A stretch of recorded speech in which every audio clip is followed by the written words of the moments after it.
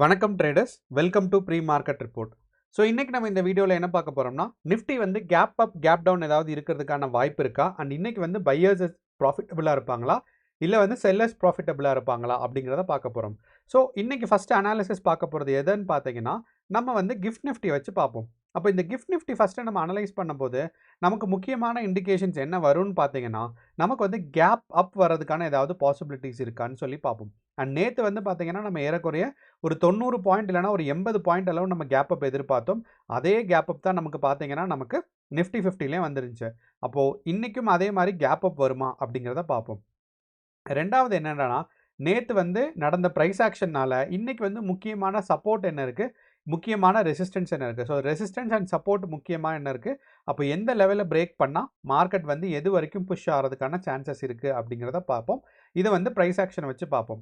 And இது கூடவே price action பார்க்கும்போதே நம்ம வந்து ஓப்பன் இன்ட்ரெஸ்ட் டேட்டாவையும் அதே மாதிரி அதுக்கு அடுத்து வந்து யூஎஸ் மார்க்கெட்டையும் நம்ம வந்து டிஸ்கஸ் பண்ணுவோம். அப்போ இதெல்லாம் சேர்த்து பார்க்கும்போது நமக்கு ஒரு ஐடியா கிடைக்கும்.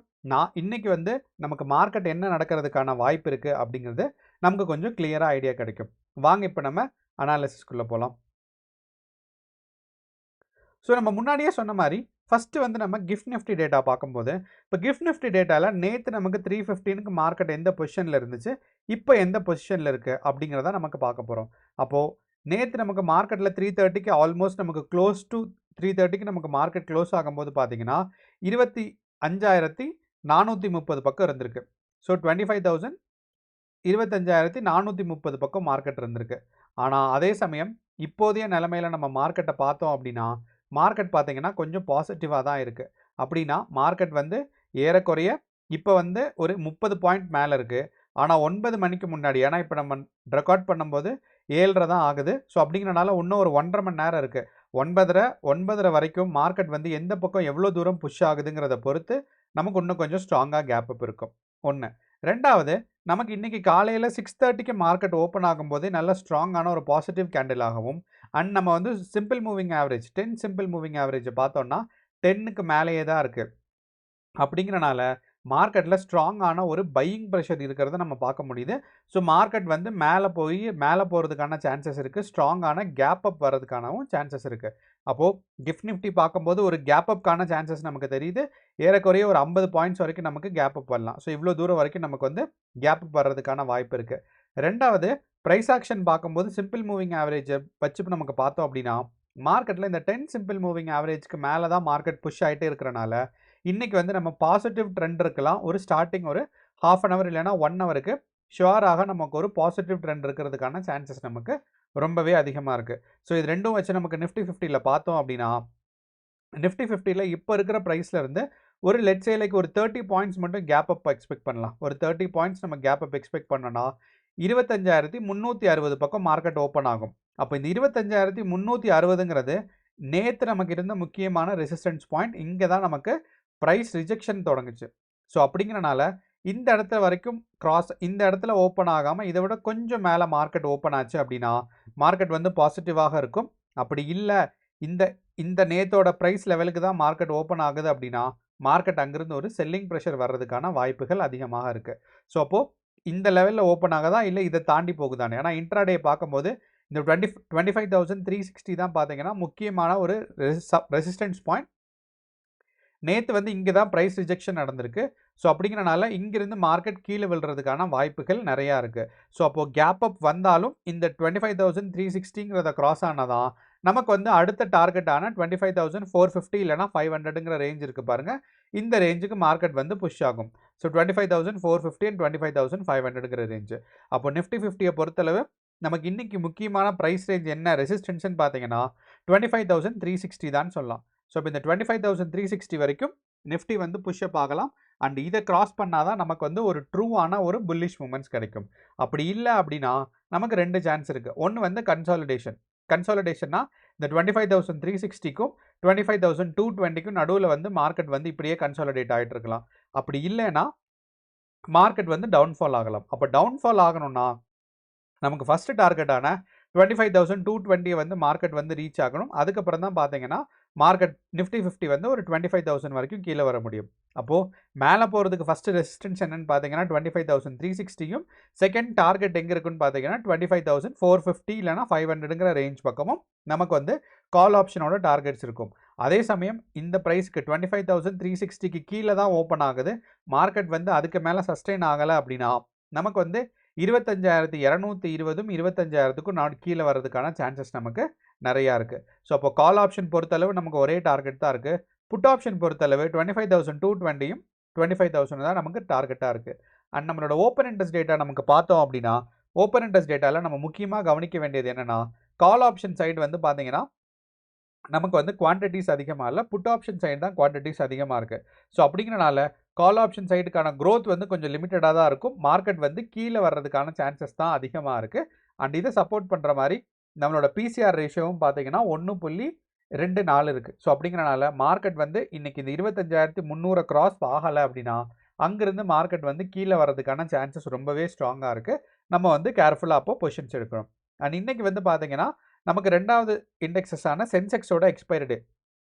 ஸோ சென்செக்ஸ்க்கு வந்து இந்த மாதத்துலேருந்து போன மாதத்துலேருந்து நினைக்கிறேன் வியாழக்கிழமை எக்ஸ்பைரி டேயாக மாற்றிட்டாங்க. ஸோ அப்படிங்கிறனால சென்செக்ஸ்க்கும் என்னென்னா இதுக்கு முன்னாடி நாள் அதாவது நமக்கு நேத்தையோட ரெசிஸ்டன்ஸ்ன்னு பார்த்தீங்கன்னா மார்க்கெட் வந்து 82,715 இருக்குது. அப்போது இந்த 82,715க்கு மேலே மார்க்கெட் புஷ் ஆனால் தான் நமக்கு வந்து 82,715க்கு மேலே மார்க்கெட் புஷ் ஆனால் தான் நமக்கு வந்து மார்க்கெட் வந்து ஸ்ட்ராங்காக இருக்கும், சென்செக்ஸ் வந்து மேலே போகும்னு பார்க்கலாம். அப்படி இல்லை அப்படின்னா சென்செக்ஸ் வந்து மார்க்கெட்டில் ஒரு சைட்வேஸ் மூவ்மெண்ட்டோ இல்லைனா ஒரு ப்ரைஸ் கரெக்ஷனோ இருக்கிறதுக்கான சான்சஸ் இருக்குது. அப்போது ப்ரைஸ் கரெக்ஷன் டவுன்ஃபால் ஆகிறதுக்கான வாய்ப்பு இல்லை. இங்கேருந்து பார்த்தீங்கன்னா மார்க்கெட் வந்து 82,150 வரைக்கும் வர்றதுக்கான சான்சஸ் தான் இருக்குது. ஏன் அப்படி சொல்கிறோன்னா நமக்கு வந்து சென்செக்ஸோட ஓப்பன் இன்ட்ரெஸ்ட் டேட்டா பார்க்கும்போது மார்க்கெட்டில் நமக்கு கால் ஆப்ஷன் சைடும் புட் ஆப்ஷன் சைடும் கன்சிடர் பண்ணும்போது கால் ஆப்ஷன் சைடும் ஸ்ட்ராங்கான ரெசிஸ்டன்ஸ் இருக்குது, புட் ஆப்ஷன் சைடும் ஸ்ட்ராங்கான சப்போர்ட் இருக்குது. அப்போது இது ரெண்டும் வச்சு பார்க்கும்போது மார்க்கெட் வந்து கன்சாலிடேட் ஆகிறதுக்கான சான்சஸ் தான் இருக்குது. ஏன்னா இந்த இடத்துல ஒரு ரெசிஸ்டன்ஸ் இருக்குது, இந்த இடத்துல ஒரு சப்போர்ட் இருக்குங்கிறனால சென்செக்ஸ் வந்து இந்த ரேஞ்சுக்குள்ளே மார்க்கெட் வந்து புஷ் ஆகிறதுக்கான சான்சஸ் நமக்கு ரொம்பவே அதிகமாக தெரியுது. அதனால தான் நம்ம வந்து ஒரு சென்செக்ஸ் வந்து ஒரு கன்சாலிடேஷன் ஃபேஸில் இருக்கிற மாதிரி இருக்குது அப்படின்னு சொல்கிறோம். அடுத்து இன்றைக்கி எக்ஸ்பைரி டே அப்படிங்கிறனால சென்செக்ஸோட ஆப்ஷன் செயின் நமக்கு பார்த்தோம் அப்படின்னா மார்க்கெட்டில் இந்த அதுவும் எக்ஸ்பைரி டே அன்றைக்கி வந்து இந்த ரொம்ப நல்லா வேலை செய்யும் டெல்டா வேல்யூ. என்ன அப்படின்னா நீங்கள் வந்து பர் லாட் வைக்காமல் சிங்கிள் ஸ்டாக்ஸ் வைக்கும்போது எப்போ டெல்டா வேல்யூ வந்து 0.2 இருக்கோ அந்த ஸ்ட்ரைக் ப்ரைஸ், அப்படி இல்லைன்னா அதுக்கு அடுத்து இருக்கிற ஸ்ட்ரைக் ப்ரைஸ். அப்படின்னா நமக்கு வந்து சென்செக்ஸ்க்கு வந்து பார்க்கலாம், சென்செக்ஸ்க்கு தான் பார்க்கணும், ஏன்னா சென்செக்ஸ் தானே எக்ஸ்பைரி டே. ஸோ அப்படிங்கிறனால 0.2 டெல்டா அதுக்கு அடுத்து இருக்க ஸ்ட்ரைக் ப்ரைஸ் என்னென்னு பார்த்தீங்கன்னா 83,100 வரைக்கும் இருக்குது. அப்போது சென்செக்ஸ் இன்றைக்கி அதிகபட்சம் எது வரைக்கும் போகலான்னு பார்த்தீங்கன்னா 83,000 இல்லைனா 83,100 வரைக்குமே போகலாம். அதே மாதிரி புட் ஆப்ஷன் சைட் நீங்கள் பொசிஷன் எடுக்கும்போது டெல்டா வேல்யூ பார்த்துக்கோங்க 0.2 இல்லைனா அதுக்கு அடுத்து இருக்கிற ஸ்ட்ரைக் ப்ரைஸ் 82,200. அப்போது இந்த 82,200க்கும் 83,000க்கும் நடுவில் தான் சென்செக்ஸ் இருக்கிறதுக்கான சான்சஸ் வந்து ரொம்பவே அதிகமாக இருக்குது. அப்படிங்கிறனால மார்க்கெட்டில் நீங்கள் வந்து இந்த 83,000 வரைக்குமே நீங்கள் வந்து ஒரு ரெசிஸ்டன்ஸாக வச்சுக்கலாம். அப்போது இந்த 82,715 கிராஸ் ஆச்சுன்னா நமக்கு வந்து 83,000 தான் நமக்கு சென்செக்ஸை பொறுத்தளவு ஃபஸ்ட்டு டார்கெட்டாக இருக்கும். Call option side 83,000. அதே மாதிரி புட் ஆப்ஷன் சைடு இங்கிருந்து மார்க்கெட் கீழே போச்சுன்னா 82,200 வரைக்கும் நமக்கு வந்து புட் ஆப்ஷன் சைடு நமக்கு வந்து சான்சஸ் இருக்குது. அப்போது சென்செக்ஸ் வந்து ஏறக்குறைய இந்த ரெண்டு ரேஞ்சுக்குள்ளே இருக்கிறதுக்கான வாய்ப்புகள் தான் ரொம்பவே அதிகமாக இருக்குது. இதை கிராஸ் ஆனோடனே நம்ம வந்து அதிகமான டார்கெட்கான 83,400 போகாமல் 83,000 போகிறதுக்கான சான்சஸ் தான் நமக்கு அதிகமாக இருக்குது. அடுத்து நம்மளோட இந்த ஆப்ஷன் செயினோட இந்த டெல்டா வேல்யூ பார்த்தீங்கன்னா மார்க்கெட் ஓப்பன் ஆனதுக்கப்புறம் ரொம்பவே ஸ்ட்ராங்காக டைனமிக்காக இருக்கும். இன்கேஸ் வந்து டெல்டா வேல்யூ குறையுதோ கூடுதோங்கிறத பார்த்து நீங்கள் பொசிஷன் எடுக்கும்போது எடுக்கலாம். அண்ட் இந்த டெல்டா வேல்யூவோட கான்செப்ட் வந்து பார்த்தீங்கன்னா எக்ஸ்பைரி டே அன்னைக்கு மட்டும்தான் கொஞ்சம் பெட்டராக ஒர்க் ஆகும், மற்ற நாள்லாம் ரொம்பவே கஷ்டப்பட்டு தான் அது ஒர்க் ஆகிற மாதிரி இருக்கும். அப்படிங்கிறனால எக்ஸ்பைரி டே அன்னைக்கு இந்த டெல்டா வேல்யூ நீங்கள் பார்த்து ட்ரேட் எடுக்கலாம், இல்லைனா ட்ரேட் எடுக்கும்போது நீங்கள் வந்து பொசிஷன் பார்க்கலாம். அடுத்து வந்து பார்த்தீங்கன்னா நம்மளோட பேங்க் நிஃப்டி. அப்போ இந்த பேங்க் நிஃப்டிக்கு நமக்கு எல்லாத்துக்கும் தெரியும் பேங்க் நிஃப்டி வந்து 56,700க்கும் அதே மாதிரி 57,000க்கும் நடுவில் தான் மார்க்கெட் இருக்குன்னு. அப்போ பேங்க் நிஃப்டியை பொறுத்தளவு இந்த ரேஞ்சுக்குள்ளேயே இன்றைக்கி இருக்கிறதுக்கான சான்சஸ் தான் ரொம்ப அதிகமாக இருக்குது. ஏன்னா இந்த 57,000 அதிகமாக பிரேக் ஆச்சுன்னு பார்த்தீங்கன்னா நமக்கு வந்து 57,600 கிராஸ் ஆச்சுன்னா ஒரு புது ஆல் டைம் ஹையர் ரீச் ஆகிறதுக்கான சான்சஸ் இருக்குது. ஸோ அப்படிங்கிறனால பேங்க் நிஃப்டியை பொறுத்தளவு நமக்கு 57,000 தான் நமக்கு கால் ஆப்ஷனில் ஒரு ஃபஸ்ட்டு டார்கெட்டாக இருக்க முடியும். ஏன்னா பேங்க் நிஃப்டிக்கு இன்னும் ஒரு 12 நாள் இருக்குது எக்ஸ்பைரி ஆகிறதுக்கு. அப்படிங்கிறனால மார்க்கெட் இங்கிருந்து மேலே போனால் 57,000 தான். அடுத்து கீழே வந்துச்சுன்னா 56,700ம் அதே மாதிரி பார்த்தீங்கன்னா 56,650யும் தான் நமக்கு வந்து பார்த்தீங்கன்னா மார்க்கெட்டில் வந்து ரொம்ப ஸ்ட்ராங்கான ஒரு சப்போர்ட் அண்ட் ரெசிஸ்டன்ஸாக இருக்குது. அப்போது பிவட் லெவல்னு பார்த்தோன்னா பேங்க் நிஃப்டியை பொறுத்தளவு 56,700 டார்கெட் எவ்வளோனா 57,000ம் அதே மாதிரி புட் ஆப்ஷனுக்கு டார்கெட் பார்த்தோம்னா 56,500. ஸோ இதுதான் பார்த்தீங்கன்னா பேங்க் நிஃப்டியில் 3 முக்கியமான இண்டெக்ஸஸ். அண்ட் பேங்க் நிஃப்டியோட ஓப்பன் இன்ட்ரெஸ்ட் டேட்டா ரொம்ப வால்யூம் இல்லை அப்படிங்கிறனால, ஏன்னா கால் ஆப்ஷன் பாருங்கள், ஹையஸ்ட் குவான்டிட்டி கால் ஆப்ஷனே 23 லட்சம் தான் இருக்குது. ஆனால் அதே சமயம் நமக்கு வந்து நிஃப்டியில் வந்து லோவஸ்ட் குவான்டிட்டி இந்த கால் ஆப்ஷனோட குவான்டிட்டி லோவஸ்ட் குவான்டிட்டி பார்க்குறோம். இங்கே பார்த்தாவே நமக்கு பாருங்கள் புட் ஆப்ஷன் 41 லட்சம் இருக்குது. Highest quantity of food option ஏறக்குறைய 1 கோடி இருக்குது. ஸோ அப்படிங்கிறனால வால்யூம் ரொம்ப கம்மியாக இருக்குங்கிறனால நம்ம வந்து பேங்க் நிஃப்டியோட ஓப்பன் இன்ட்ரெஸ்ட் டேட்டாவை பெருசாக கன்சிடர் பண்ணுறதோ இல்லை நம்புறதோ இல்லை.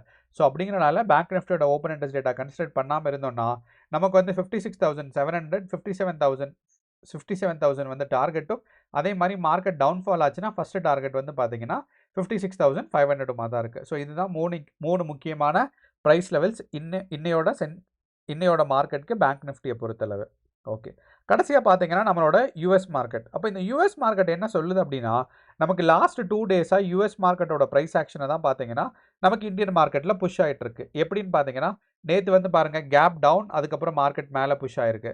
அதே மாதிரி அதுக்கு முன்னாடி நாள் வந்து கேப் அப், அப்புறம் கன்சாலிடேஷன் ஸ்டேட். அப்போ இன்னைக்கு பார்த்தீங்கன்னா நமக்கு வந்து யூஎஸ் மார்க்கெட்டில் ஒரு கேப் அப் வந்திருக்கு. நமக்கும் நிஃப்டியில் நம்ம வந்து ஒரு சின்னதாக கேப் அப் எதிர்பார்க்குறோம். அப்போ அந்த கேப் அப் தொடர்ந்து பார்த்தீங்கன்னா மார்க்கெட் சின்னதாக ஒரு பாசிட்டிவ் மூமெண்ட், அதுக்கப்புறம் ஒரு ப்ரைஸ் கரெக்ஷன். அப்போது இதே மாதிரி ஒரு மூமெண்ட்ஸ் வந்து நமக்கும் நிஃப்டி 50ல் நடக்கிறதுக்கான சான்சஸ் நமக்கு ரொம்பவே அதிகமாக இருக்குங்கிறனால நமக்கு வந்து சின்னதாக ஒரு கேப் அப் நமக்கு நிஃப்டி 50ல் எக்ஸ்பெக்ட் பண்ணோம் அப்படின்னா மார்க்கெட்டில் இந்த 25,360 வரைக்கும் எதிர்பார்க்கலாம். அண்ட் இங்கிருந்து மேபி மார்க்கெட் லைட்டாக மேலே புஷ் ஆகிட்டு திருப்பி கீழே டவுன்ஃபால் ஆகிறதுக்கான சான்சஸ் நமக்கு ரொம்பவே அதிகமாக இருக்குங்கிறனால நம்ம வந்து மார்க்கெட்டில் கேர்ஃபுல்லாக ட்ரேட் பண்ணணும். ஸோ இதுதான் நம்மளோட ஒரு ஓவரால் அனாலிசிஸ். ஸோ உங்களோட ஸ்ட்ராட்டஜியை பில்ட் பண்ணி கேர்ஃபுல்லாக ட்ரேட் பண்ணுங்கள். All the best. நன்றி, வணக்கம்.